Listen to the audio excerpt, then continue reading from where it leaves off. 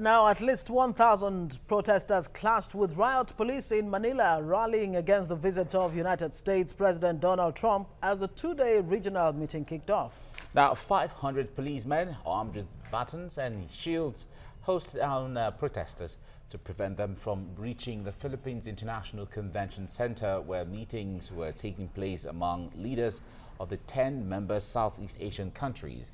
At least one policeman was seen to have been injured in the clashes, but no major injuries have been reported so far. And Philippines is also the final leg of Trump's 5-country Asia trip. All right, we have TVC News senior researcher Cyril Abaku joining us this morning. Good to see you again. Morning, Cyril. Thank you, Ngozi and Mike. Okay, so the last leg of Donald Trump's visit to Asia, and the last stop, of course, was in the Philippines. He describes it as the best, red carpet reception in history, and that, as a matter of fact, they discussed the human rights issues in the Philippines under Rodrigo Duterte. But Rodrigo's men are saying the issue didn't even come up at all. No, of course they did not. As a matter of fact, what Donald Trump said was that there was going to be a major statement he would issue from Washington, regarding trade. And then, again, North Korea was also on the front burner.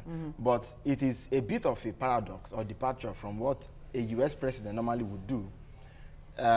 His focus in Asia has opened the way for countries like Canada and even the EU to step in and say issues of human rights and economic development per se are supposed to be brought to the front table, to the front burner for discourse. Yeah.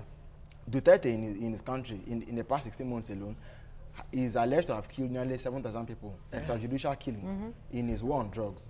So people are worried about human rights issues. And that's what United States democracy usually talks about, the spread of democracy, the spread of human rights, the issue of people being able to speak for themselves in the democracy, which Duterte is, has literally closed in the Philippines. And then again, the issue is that these protesters feel that, you see, America's relationship with the Philippines and within that ASEAN corridor has always been about its own interest. And this has not been held by Donald Trump's America First posturing.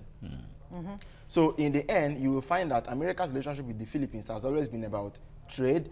And people are worried that, look, all of these things have not translated into better food, better housing, better roads for common Filipinos. They are poor.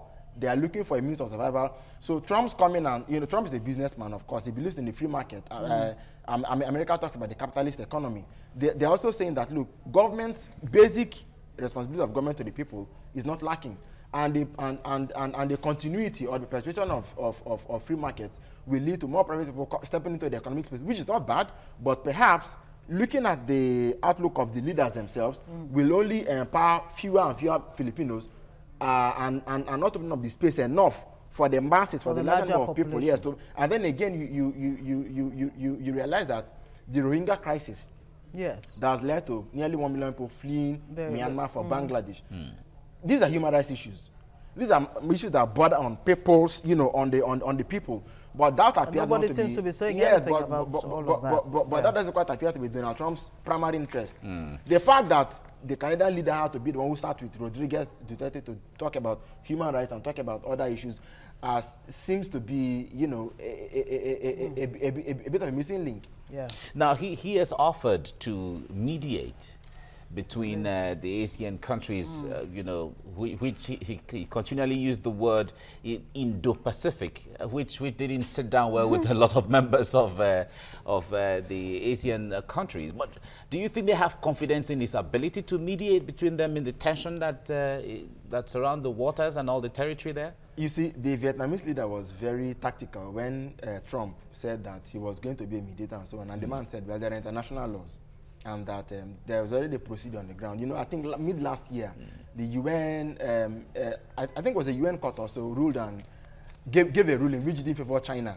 Now, Donald Trump is not even coming in to work with people. There was this the Trans-Pacific Trade Partnership, which Obama was spearheading and which Trump came and rescinded. He wants to deal with the nations one-on-one. He wants to dictate to them. He was telling Vietnam that, look, you are the fastest growing export market for the US. But I'm sure that a Vietnamese nationalist will say, we want to have an economy that can also send exports out. So what Trump's policy is that I deal with you independently and individually, and my economic doctrine is America first. And that seems to be that doesn't go down well with all the... That's what's playing out here. It looks like Donald Trump is turning the blind eye to issues of, human rights, fascism, repressive regime. And selecting where he has interest. You can't go to an entire region and say, whereas you are visiting 5 states and you are attending a regional summit, you are telling them that you're going to be dealing with them on individual basis. That appears to be like a divide and rule sort of economic doctrine that does not even sit well with the partnership that they're trying to form as an ASEAN bloc. But is it not living up to what he's promised, that he's not going to get involved in the internal affairs of countries? He's just going to face the issues. In fact, globalization, he's frowned on it. Well, now, that was what he promised in his campaigns. Yes. That's what he's doing. And Filipinos on the streets are saying, we don't want that. If you look at the effigy that they burnt,